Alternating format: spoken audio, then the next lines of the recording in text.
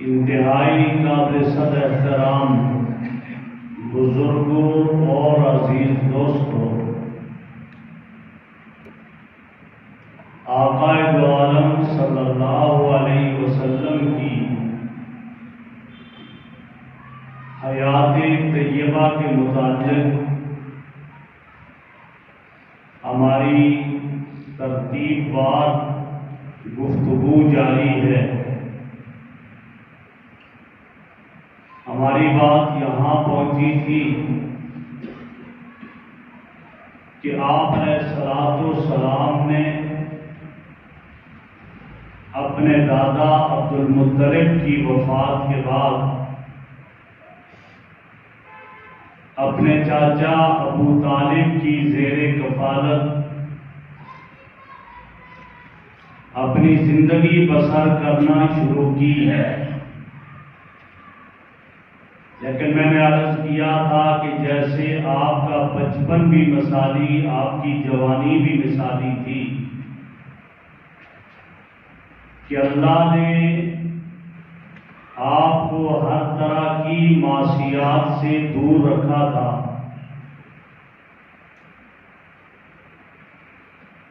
آپ کی عمر مبارک 12 سال کی تھی تو آپ کے چچا ابو طالب ایک تجارتی قافلہ لے کر شام کی طرف روانہ ہونے لگے، تو آپ صلی اللہ علیہ وسلم نے بھی ساتھ تشریف لے جانے کا کہا، لیکن ابو طالب یہ سمجھا کہ یہ لمبا سفر ہے، آپ تنگ ہو جائیں گے، اس لیے ساتھ نہیں لے جانا چاہ رہا تھا۔ آپ صلی اللہ علیہ وسلم نے دیکھا تو آتا ہے روایات میں فَأَخَذَ ثَوْبَهُ، ابو طالب کے کپڑے پکڑ لیے۔ جیسے عام طور پر کوئی آدمی کہیں جانا چاہے اور بچہ ساتھ جانا چاہے تو وہ کہتا ہے آپ نہیں جانا، لیکن وہ پکڑ لیتا ہے، اس کے کپڑوں کو چھوڑتا نہیں ہے۔ تو فَأَخَذَ ثَوْبَهُ، آپ علیہ الصلوۃ والسلام نے ابو طالب کے کپڑے پکڑ لیے، مجبور ہو کر اس نے ساتھ لے جانے کا ارادہ کیا، تو آپ ساتھ چلے۔ ابھی شام میں داخل نہیں ہوئے تھے، شام کے قریب پہنچے تو اتنے میں دیکھا ایک یہودیوں کا راہب جس کا نام بحیرہ راہب ہے، وہ اپنے عبادت خانے سے باہر نکل آیا اور ابو طالب سے یہ کہا کہ آپ کے اس قافلہ کی آج میں دعوت کرتا ہوں۔ ابو طالب بھی اس پر حیران کہ آج تک ہمارے جتنے اسفار ہوئے یہ شخص باہر نہیں آیا اور آج یہ باہر نکل آیا، اور ایک غیر معمولی بات ہے کہ یہ کہہ رہا ہے میں نے دعوت کرنی ہے۔ انہوں نے دعوت قبول کر لی۔ اس نے اپنے ماتحتوں کو حکم دیا کہ ان کے لیے کھانا تیار کیا جائے اور کوئی شخص بھی کھانے کے بغیر نہ رہے۔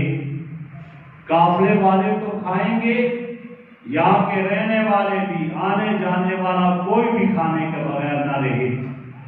کھانا تیار ہوا، بلایا گیا تو ابو طالب نے آپ صلی اللہ علیہ وسلم کو سامان کی حفاظت کے لیے چھوڑ دیا اور باقی سارا قافلہ گیا۔ وہ راہب آیا اور راہب نے دیکھا، دیکھ کر کہا ہل ترکتم احدا، کیا تم نے کسی کو چھوڑا بھی ہے یا سارے آگے؟ تو ابو طالب بولا ہاں، ایک بچے کو چھوڑ آئے ہیں سامان کی دیکھ بھال کے لیے۔ یہ بحیرہ راہب کہتا ہے نہیں، اس کو بھی بلاؤ، کالی وہ سامان کی دیکھ بھال کر رہا ہے اور اس کے لیے ہم کھانا ساتھ لے جائیں گے۔ تو اس عیسائی راہب نے دیکھ کر کہا کہ ابو طالب سن، آج تک تو آتا رہا ہے، میں کبھی باہر نکلا ہوں آپ کے استقبال کے لیے؟ میں نے کبھی دعوت کی ہے آپ کی؟ کہا نہیں۔ کہا میں تو اسی کی وجہ سے آپ کی دعوت کر رہا ہوں، میں اس بچے کے لیے آج نکلا ہوں۔ آپ علیہ الصلوۃ والسلام کو بلایا گیا۔ جب آپ علیہ الصلوۃ والسلام کو بلایا اور تشریف فرما ہوئے تو بحیرہ راہب نے دیکھ کر کہا ھذا نبی و ھذہ الامہ، یہ اس امت کا نبی ہے، ھذا سید العالمین، یہ جہانوں کا سردار ہوگا، رسول رب العالمین، رب العالمین کا رسول ہے، یہ کہا۔ اور پھر دعوت ہوئی، اور جب آئے بیٹھے سارے درختوں کے نیچے بیٹھ گئے، اور آپ علیہ الصلوۃ والسلام جہاں بیٹھے درخت کی ساری ٹہنیوں نے مڑ کر آپ پر سایہ کر دیا۔ جب آپ پر سایہ کر دیا اس وقت بحیرہ راہب نے کہا اب بتاؤ یہ درخت اس پر سایہ کر رہے ہیں، اور کہا یہ وہ درخت ہے، یہ وہ درخت ہے ما جلس تحتہ بعد عیسیٰ، عیسیٰ علیہ السلام کے بعد اس درخت کے نیچے کوئی نہیں بیٹھا ہے، اور عیسیٰ علیہ السلام یہ کہہ گئے ہیں لا یجلس تحتہ الا نبی، کہ اس کے نیچے نبی کے بغیر کوئی نہیں بیٹھ سکتا، اس درخت کے نیچے نبی بیٹھے گا، اس کے بغیر کوئی نہیں بیٹھ سکتا، اور یہ نبی ہے۔ ابو طالب میرا تمہیں مشورہ ہے آپ اس کو شام نہ لے کر جائیں، اس لیے کہ یہودی اس کو قتل نہ کر ڈالیں، تورات کے اندر جو ان کی علامتیں جو نشانیاں لکھی ہوئی ہے وہ پڑھ کر کے ان یہودی نے قتل نہ کر ڈالی، لہذا میرا آپ کو مشورہ واپس کر دیا جائے۔ تو اس وقت ابو طالب نے اپنا سفر تو جاری رکھا، لیکن آپ علیہ الصلوۃ والسلام کو ابو بکر اور بلال کے ساتھ واپس بھیج دیا۔ حضرت مولانا ادریس کاندھلوی رحمہ اللہ اپنی کتاب سیرت مصطفیٰ میں یہ تحریر کرتے ہیں کہ اتنے میں اس راہب نے دیکھا کہ 10 شام کے آدمی چکر لگا رہے ہیں۔ کہا کیا بات ہے، کیوں چکر لگا رہے ہو؟ انہوں نے کہا ہماری کتابوں کے مطابق یہ وہ مہینہ ہے، آخری نبی جو پیدا ہونے والا ہے وہ سفر پر نکلے گا، ہم اس کو دیکھنے اور اس کے پیچھے نکلے ہوئے ہیں۔ تو اس وقت اس راہب نے ان رومیوں سے یہ کہا کہ میرا تم سے ایک سوال ہے، اللہ جو فیصلہ کر لے وہ ہو کر رہے گا یا نہیں رہے گا؟ کہا ہو کر رہے گا۔ کہا جب اللہ نے نبوت کا تاج اس کے سر پہ سجانا ہے وہ ہو کر رہے گا، تم کچھ بھی نہیں کر سکتے ہو۔ تو حضرت دیکھتے ہیں کہ وہ 10 کے 10 شامی رومی وہاں ہی رک کے اسی راہب کے پاس اور واپس نہیں گئے، اور انہوں نے کہا ٹھیک ہے اب ہم اس آدمی کی تلاش نہیں کرتے ہیں، اور وہیں رک جاتے۔ آپ علیہ الصلوۃ والسلام واپس آ گئے، آپ بکریاں چراتے رہے، آپ محنت کرتے رہے، اور آپ کا چرچا ہر طرف ہونے لگا۔ اتنی کم عمری میں لوگ آپ کو صادق اور امین کہنے لگے، امانت دار اور سچائی کا بادشاہ کہا جانے لگا۔ ہر وقت سچ بولنا، امانت۔ جب ہر طرف آپ کا چرچا ہونے لگا، آپ کے تذکرے ہونے لگے، اور آپ کے اتنے تذکرے ہوئے کہ آپ کے ایفائے عہد کا ایک عجیب واقعہ ذکر کیا ہے۔ آپ علیہ الصلوۃ والسلام کی ایک شخص سے بات ہو رہی تھی، اس کا نام بھی عبداللہ تھا، عبداللہ ابن الحسماء، اس سے بات ہو رہی تھی۔ تو اتنے میں اس کو کچھ کام پیش آیا، اس نے کہا میں ابھی آتا ہوں کام کر کے۔ آپ علیہ السلام وہاں ٹھہرے، وہ گیا، اس کام میں اور کام نکل آیا، کرتے کرتے کہیں دور چلا گیا۔ 3 دن گزر گئے، اس کو یاد آیا کہ میں نے محمد ابن عبداللہ کے ساتھ کوئی معاملہ کرنا تھا اور میں کہہ کر آیا تھا رکو میں آتا ہوں۔ آپ علیہ السلام کے گھر آیا، پوچھا تو کہا وہ 3 دن سے گھر ہی نہیں آئے۔ اور معلوم کرتے کرتے اس جگہ پہ پہنچا جہاں یہ بات چل رہی تھی۔ دیکھا میرے آقا وہیں کھڑے ہیں، میرے آقا صلی اللہ علیہ وسلم وہیں کھڑے ہیں، اور آپ کیا فرما رہے ہیں؟ آپ نے فرمایا یا فتیٰ لقد شققت علیہ انا ہاہنا منذ ثلاث انتظرک، فرمایا اے نوجوان تو نے مجھے بہت پریشانی میں ڈال دیا، میں 3 دن سے تیرا انتظار یہاں تھا، 3 دن سے۔ آپ کو یاد ہوگا میں ابتدا میں ایک بات بہت پہلے کہی تھی ایک جمعہ میں آپ کے خاندان کی بات کرتے ہوئے کہ یہ سب کچھ اتفاقی نہیں تھا، اللہ نے آپ کے سر پر نبوت کا تاج سجانا تھا، اس لیے یہ معاملات ہوتے۔ مثلا آپ جب وہاں گئے شادی میں بکریاں چلاتے ہوئے اپنے ساتھی شکاروں کو میں ذرا دیکھ کر آتا ہوں، 2 راتوں میں اللہ نے آپ کو غروب کی تاریخ کر دی اور بے ہوش ہو گئے، اور ان کے کوئی بینڈ باجے کی آواز نہیں سنائی دی۔ وجہ کیا تھی؟ اللہ نے یہ بتانا تھا کہ میرا محبوب میں نے اس کو محفوظ رکھا ہوا ہے، معصوم نبی معصوم ہو ہے۔ ایک وجہ یہ لکھی، فرمایا اس لیے کہ کل جب آپ ان حرام چیزوں کی حرمت کا اعلان کریں گے، لوگ کہیں گے خود پہلے کرتے رہے اور آقا والوں پر حرام قرار دیتے ہو۔ اللہ نے پہلے ہی سے ان سے محفوظ رکھا کہ کوئی آپ پر انگلی نہ اٹھا سکے، ایک۔ اور دوسری وجہ یہ اس کی لکھی گئی ہے کہ نبی کا وجود جنت کی مٹی سے بنتا ہے، نبی کا وجود جنت کی مٹی سے بنتا ہے، اور جنت کی مٹی پاک مٹی ہے، وہاں معصیت اور نافرمانی کا عنصر نہیں ہوا کرتا ہے۔ رب نے اپنے نبیوں کے جسم سے نافرمانی کا عنصر ہی ختم کر دیا، وہ عنصر ہی ختم کر دیا۔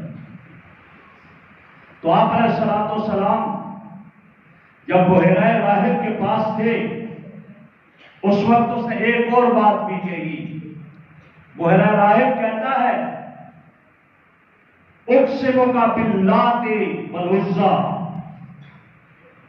کہا آپ کا نام کیا ہے؟ فرمایا میرا نام محمد ہے صلی اللہ علیہ وسلم۔ کہا میں آپ کو قسم دیتا ہوں لات اور عزی کی، کیونکہ مشرکین مکہ لات منات عزی ان بتوں کی تعظیم کرتے تھے، عبادت کرتے تھے، تو اس لیے اس نے اس اعتبار سے کہا۔ لیکن میرے نبی نے تو اللہ نے آپ کی حفاظت فرمائی تھی، آپ نے شرک کی کبھی نہیں کیا، اور آپ نفرت کرتے تھے ان بتوں سے۔ آپ نے آگے سے جواب دیا، فرمایا لا تقسمنی باللات والعزی، مجھے لات اور عزی کی قسم نہ دو، انا اشد ابغض، میں ان سے سب سے زیادہ بغض رکھتا ہوں، میں ان کی نفرت سب سے زیادہ اپنے دل میں رکھتا ہوں۔ 12 سال کی عمر اور یہ جواب دے۔ بحیرہ راہب سمجھ گیا، اس نے کہا اچھا چلو اقسمک باللہ، میں آپ کو اللہ کی قسم دیتا ہوں۔ آپ نے فرمایا نام فاسأل، سوال کرو، کیا کہنا چاہتے ہو؟ کہا مجھے یہ بتاؤ تم نے کوئی خواب دیکھا، مجھے یہ بتاؤ تمہارے ساتھ کوئی واقعات پیش آئے یا نہیں آیا آج سے پہلے؟ آپ نے فرمایا ہاں، میری ایک مرتبہ اوپن ہارٹ سرجری ہوئی، شق قلب ہوا، دل نکالا گیا، دھویا گیا۔ بحیرہ راہب نے دیکھ کر کہا اچھا، کہا میں آپ کے 2 شانوں کے درمیان دیکھ سکتا ہوں؟ آپ کے دونوں مونڈوں کے درمیان وہ مہر دیکھی، دیکھ کر ابو طالب سے کہا کہ اس کو بس نہیں جانے دینا، واپس۔ یہ ساری نشانیاں آخری نبی کی ہیں۔ آپ علیہ الصلوۃ والسلام واپس آ گئے، آپ کے تذکرے ہونے لگے، چرچے ہونے لگے۔ اس وقت مکہ مکرمہ میں ایک بہت بڑی مالدار خاتون تھی، مالدار، تجارت کرتی تھی، جس کا نام خدیجہ بنت خویلد۔ اس کو جب پتا چلا کہ یہ شخص ہر ایک سے آگے بڑھ گیا، اس نے پیغام بھیجا کہ میرا سامان اگر آپ تجارت کے لیے شام لے جائیں، آپ کی عمر 25 سال کی، تو میں آپ کو شراکت میں ساتھ بھیجنے کے لیے تیار ہوں۔ آپ نے اپنے چچا ابو طالب سے مشورہ کیا، کہا ٹھیک ہے۔ تو حضرت خدیجہ نے اپنا غلام میسرہ آپ کے حوالے کیا اور سامان بھی لے کر آپ چلے گئے۔ میسرہ کہتا ہے کہ ہم ایک جگہ پر پہنچے، ایک درخت کے نیچے بیٹھے تو ایک راہب نکل آیا، اس کا نام نسکورہ راہب نکل آیا، اور اس نے مجھے کہا ھذا نبی ھذہ الامہ، یہ اس امت کا نبی ہے، ما جلس تحتہ الا نبی، اس درخت کے نیچے آج تک نبی کے علاوہ کوئی نہیں بیٹھا، اور یہ بھی آ کر بیٹھا ہے یہ نبی۔ آپ علیہ السلام کے تجارت کی اور وہاں سامان بیچا، جو درائم ترانیب تھے واپس آنے لگے، فرمایا یہاں سے بھی سامان لے کر جاتے ہیں، وہاں سے بھی سامان لے آئے، اس کو مکہ میں بیچا، دگنا نفع ہو گیا، اتنا نفع پہلے کسی کو نہیں ہوا۔ تو روایات میں آتا ہے کہ جب آپ آ رہے تھے تو خدیجہ نے دیکھا اپنے گھر کے اوپر سے کہ آپ کے اوپر بادل سایہ کیے ہوئے آ رہے ہیں۔ جب دیکھا کہ بادل آپ پر سایہ کیے ہوئے آ رہے ہیں تو آپ علیہ السلام کو دیکھ کر خدیجہ حیران ہو گئی۔ اس نے باقی عورتوں سے بھی کہا دیکھو کس شان سے یہ آ رہے ہیں۔ آپ پہنچے، میسرہ غلام نے کہا کہ میں نے ان میں عجیب صفات دیکھی ہے۔ پوچھا کیا؟ کہا میں نے تو یہ بھی دیکھا کہ راستے میں فرشتے اس کے اوپر سایہ کرتے ہوئے جا رہے ہیں، میں نے اس کو یہ بھی دیکھا کہ درخت جھک کر اسے سلام کر رہے ہیں، میں نے اس کو یہ بھی دیکھا کہ اس کو پتھر سلام کر رہے ہیں۔ جب یہ اس نے کہا میسرہ نے اپنی مالکہ حضرت خدیجہ کو، تو حضرت خدیجہ کے بھتیجے تھے ورقہ ابن نوفل، ان کے پاس گئی، کہا ایسا آدمی ہے، اس نے کہا اگر جو علامتیں یہ بتائی جا رہی ہیں واقعی سچ اس میں پائی جاتی ہیں تو وہ اللہ کا نبی ہوگا۔ یہ ورقہ ابن نوفل نے کہا وہ نبی ہوگا۔ واپس آ گئی۔ اب خدیجہ کے دل میں ہے کہ میں ان سے شادی کر دوں۔ خدیجہ مکہ کی سب سے زیادہ مالدار ہو، یہاں تک لکھا ہے کہ اگر سارے مکہ کے تاجروں کے مال کو جمع کیا جائے خدیجہ کا مال ان سے بڑھا۔ اس کے پاس بڑے بڑے لوگوں نے رشتے بھیجے لیکن انکار کر دیا، کہا میں نہیں کرتی ہو شادی، انکار کیا۔ آج خدیجہ خود ایک خاتون جس کا نام نفیسہ تھا اس کو بھیجتی ہے کہ تم جاؤ نا ذرا بات کرو ان سے اگر وہ مجھ سے شادی کر لیں، لیکن اس طرح بتانا نہیں کہ اس نے بھیجا ہے۔ وہ گئی اور جا کر نفیسہ بات کرتے ہوئے کہتی ہے میرے آقا سے، یا محمد اترغب فی الازواج، کیا آپ شادی کی رغبت رکھتے ہیں؟ کیا آپ شادی کرنا چاہتے ہیں؟ میرے آقا نے فرمایا کیوں نہیں، کون ہے جو شادی نہیں کرتا، لیکن میرے پاس ہے ہی کچھ نہیں، نہ مال ہے نہ اور کچھ ہے، میں یتیم ہوں، مجھے کون رشتہ دے گا، کون مجھ سے شادی کرے گا؟ جب یہ کہا تو اس نے جواب میں کہا، نفیسہ نے کہا اترغب بالمال والجمال والنسب، کیا آپ کا دل چاہتا ہے میں آپ کو ایسا رشتہ بتا دوں جس کے پاس مال بھی ہے، جس کے پاس خوبصورتی اور حسن بھی ہے اور جس کا نسب بھی سب سے اعلیٰ ہے؟ عام طور پر مال ہوتا ہے حسن نہیں ہوتا، مال اور حسن ہوتا ہے تو نسب اچھا نہیں ہوتا۔ میں آپ کی شادی کروا دیتی ہوں، عورت مالدار بھی ہے، خوبصورت بھی ہے اور اعلیٰ نسب والی بھی ہے۔ آپ نے فرمایا ایسی کون ہو سکتی؟ تو نفیسہ نے کہا کہ میں آپ سے بات کرتی ہوں، آپ بتانا نہیں، اپنے تک رکھنا کہ مجھے خود خدیجہ نے آپ کے پاس بھیجا ہے، خدیجہ نے آپ کے پاس بھیجا ہے مجھے۔ جب یہ کہا تو فرمایا اچھا میں مشورہ کروں گا۔ آپ علیہ السلام نے اپنے چچا ابو طالب سے مشورہ کیا، اس نے کہا بڑے بڑے سرداروں کو اس نے رد کیا ہے، یہ تو بڑی بات ہے، قبول کر لیجیے گا۔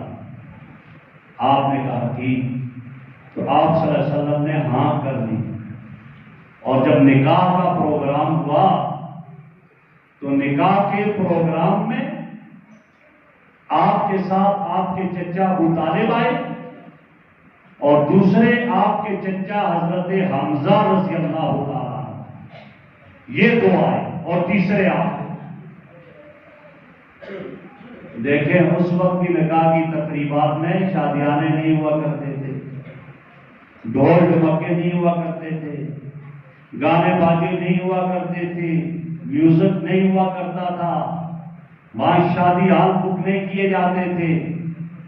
میں اور آپ سوچے ذرا کہ ابھی تو آپ نے نبوت کا اعلان نہیں کیا ہوا، آپ کی شادی ہو رہی ہے اور ساتھ صرف کون ہے؟ دو چچے ہیں، ایک ابو طالب اور دوسرا حضرت عباس، حضرت حمزہ رضی اللہ، دو چچے۔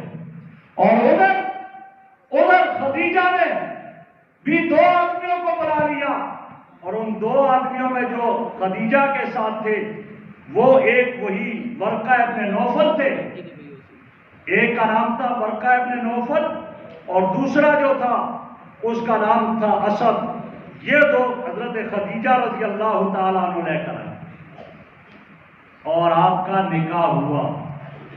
اور نکاح کا خطبہ، آپ کے نکاح کا خطبہ جو حضرت خدیجہ سے آپ کا نکاح ہوا تو نکاح کا خطبہ جو ہے آپ کا وہ ابو طالب آپ کے چچا نے پڑھا نکاح کا خطبہ۔ اور دوسرا جو خطبہ تھا، دوسرا خطبہ، نکاح کا خطبہ ایک ہی ہوتا ہے لیکن دوسرا جو خطبہ آپ کی تعریفات اور آپ کے اوصاف پر مشتمل تھا وہ ورقہ ابن نوفل نے پڑھا۔ تو حضرت خدیجہ نے جو دو آدمی لائے تھے، ایک ورقہ ابن نوفل تھے اور دوسرے عمر ابن اسد، عمر ابن اسد بن عزہ، یہ دو آئے۔ اب میں آپ کے سامنے وہ خطبہ عرض کرنا چاہتا ہوں جو ابو طالب نے آپ صلی اللہ علیہ وسلم کے نکاح کے وقت پڑھا۔ بڑا عجیب خطبہ تھا۔ خطبہ جیسے ابتدا میں پڑھا جاتا ہے، اما بعد کے بعد ابو طالب کہتے ہیں فَإِنَّ مُحَمَّدًا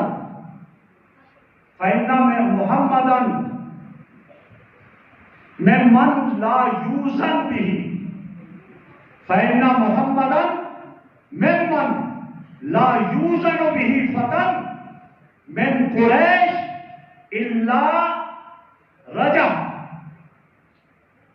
رَجَحَ بِهِ شَرْفًا وَنَظَرًا وَفَضْلًا وَعَقْلًا۔ ابو طالب خطبہ پڑھتے ہوئے کہتا ہے کہ بے شک محمد وہ شخصیت ہے، وہ ذات ہے کہ اگر ان کا موازنہ کیا جائے قریش میں سے کسی سب سے اعلیٰ خاندان تو قریش کا، باقیوں کو تو ہو ہی نہیں سکتا تھا، کہا قریش میں سے اگر کسی نوجوان کا محمد سے مقابلہ اور موازنہ کیا جائے، فرمایا یہ وزنی ہوگا، یہ بھاری ہوگا ان پر، مرتبے کے اعتبار سے، شرافت کے اعتبار سے، عقل کے اعتبار سے یہ ان سب پر بھاری ہوگا اور فضیلت کے اعتبار سے ان پر بھاری ہوگا۔ اس کا مرتبہ بھی زیادہ، عقل بھی زیادہ، فضل بھی زیادہ، یہ سب اعتبار سے بھاری ہوگا۔ اور آگے انہوں نے کہا وَإِنْ كَانَ فِي الْمَالِ قَلَّةٌ، اگرچہ مال ان کے پاس نہیں ہے، وَإِنْ كَانَ فِي الْمَالِ قَلَّةٌ، اگرچہ مال میں یہ کمزور ہے لیکن کہا فَإِنَّهُ، مال جو ہے فرمایا وہ ایسی چیز ہے فَإِنَّهُ مَالٌ زَائِلٌ، وہ زائل ہونے والی چیز ہے، وَعَارِيَةٌ، اور وہ ایک ادھار لی ہوئی چیز ہے جس کو واپس کر لیا جاتا ہے، دوبارہ واپس چلی جاتی ہے، کہا تو وہ یہ چیز ہے۔ اور آگے انہوں نے کہا کہ فَإِنَّ مُحَمَّدًا رَغِبَ فی خدیجہ بنت خویلد، کہ محمد خدیجہ ابن خویلد سے نکاح چاہتا ہے اور اس کی طرف مائل ہے، اور کہا کہ خدیجہ محمد کی طرف مائل ہے نکاح میں، لہذا ان دو کا نکاح ہو جاتا ہے۔ یہ خطبہ ابو طالب نے پڑھا اور اس طرح میرے آقا صلی اللہ علیہ وسلم کا حضرت خدیجہ سے نکاح ہو گیا۔ کیا ایک بات عرض کروں، بڑی عجیب بات علماء نے لکھی ہے کہ مرد تو بہت زیادہ رمز شناس بھی ہوتے ہیں، موقع شناس بھی ہوتے ہیں، اللہ نے فہم اور فراست بڑی دی ہوتی ہے، بہت مرد ہوتے ہیں، لیکن عورتیں بہت کم ہوتی ہیں۔ کہا ان عورتوں میں ایک خدیجہ ہے جس نے میرے مصطفیٰ کو پہچان لیا تھا کہ اس جیسی شخصیت اور کوئی ہو نہیں سکتی ہے، جبھی تو خدیجہ نے میرے آقا سے نکاح کی درخواست کی۔ ایک خدیجہ ہے جس نے میرے آقا کو پہچان لیا، اور دوسری حضرت شعیب علیہ السلام کی وہ بیٹی، جب موسیٰ علیہ السلام گئے اور پانی کنویں سے نکال کر انہیں دیا اور پانی پلایا جانوروں کو، اور وہ واپس گئی، اپنے باپ حضرت شعیب سے کہا تھا کہ ہاں یہ اچھا آدمی امانت دار ہے، اس کو جانے نہ دیجیے گا، پر میں وہ بھی پہچان گئی تھی، اللہ نے اس کو نبی کی بیوی قرار دیا اور ادھر خدیجہ کو میرے مصطفیٰ کی بیوی قرار دیا۔ اور تو میں بہت کم ایسی خواتین ہوا کرتی ہیں جو ایسے پہچان دیا جاتا ہے۔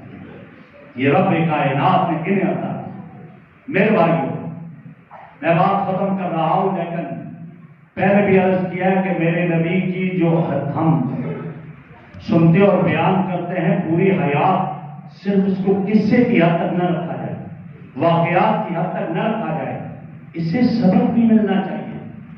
کیا سبق ملا؟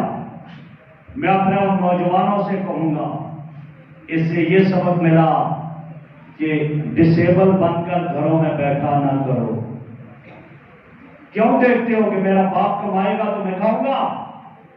کیوں دیکھتے ہو اللہ نے جوانی دی، سب کچھ دیا، گھر میں بیٹھے رہتے ہو؟ نہ، میرے نبی جیسا کوئی بھی نہیں ہے، لیکن میرے نبی نے بھی نہیں کہا کہ ابو طالب کمائے گا تو محمد کھائے گا، نہ، میرے نبی نے جہاں بکریاں چرانی تھی وہاں بکریاں چرائیں، جہاں تجارت کرنی تھی وہاں تجارت کی، اور امت کو سبق دیا کہ رزق حلال ہر مومن کی ذمہ داری ہے، بیکار نہ بیٹھے، کبھی حلال کی کمائی کرے، خود بھی اپنے آپ کو فائدہ پہنچائے، دوسروں کو بھی فائدہ پہنچائے۔ ایک سبق یہ ملا۔ دوسرا سبق یہ ملا، آپ کسی کے یہاں تجارت کرتے ہو، کسی نے آپ کو اپنا پارٹنر بنا دیا ہے، آپ خیر خواہ بن کر اللہ کو مد نظر رکھتے ہوئے آپ امانت کے ساتھ وہ کام کیجئے گا، میرا رب آپ کو نفع ہی نفع عطا کرے گا، اور اگر آپ کسی کی بدخواہی چاہو گے، میرا رب وہاں ہی آپ کو سٹاپ کروا دے گا۔ اس لیے ہمیشہ دوسرے کی بھلائی اور خیر خواہی چاہیا کرو۔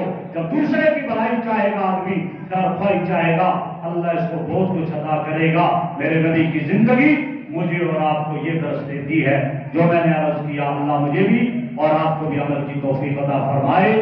وآخر دعوانا ان الحمد للہ رب العالمین۔